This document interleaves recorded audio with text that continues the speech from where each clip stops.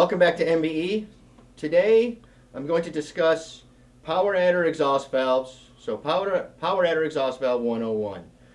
So we'll go through the design and why the designs are, why we do the designs the way we do, and the changes we have made to them over the years to improve them by working with the valve manufacturers, the racers, and just getting feedback from everything so we can improve everything. So what you have here is, typically you would have a typical exhaust valve is straight with an undercut here, okay? And then as we wanted to improve things with the power adder because of the heat, because of the higher the horsepower is, the more heat it's going to make. So now we have a hub here. And when I say hub, if you look at this, if you go from here down, this has an undercut in it.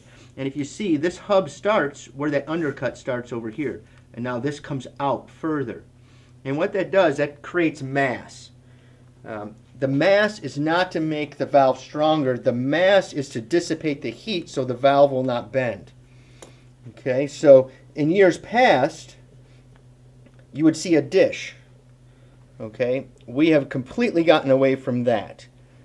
This would probably be the worst idea to do for a power adder on the exhaust side because it has less mass in the valve, and we're trying to dissipate the heat. So now we have it with the hub,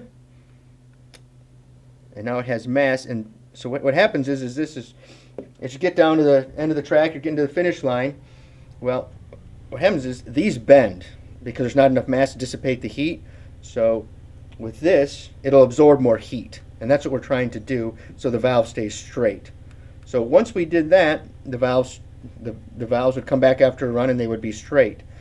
Before, in this design right here, they'd come back and they'd be anywhere from, in a Pro Mod application, they'd be anywhere from 5 to 10 thousandths out of round. And with the hub and the dough dish, this fixed that. Okay. And the other thing we do, which we suggest on everything, but it's very important on the power adder standpoint, is to not use a square groove. You can see all three of these are radius groove locks. What happens with the square groove is it becomes a shear point. So because the lock is square also, so it becomes a shear point.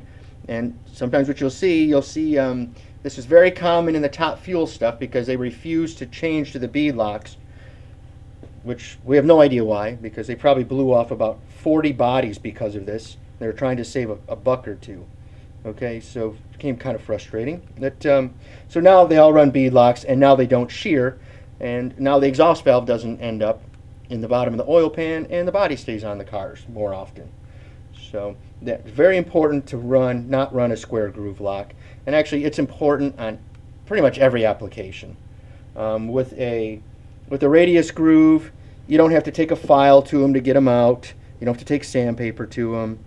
Hardly ever with the radius groove. They'll just come out of the valve, and they don't hurt the guide itself when you're pulling it through.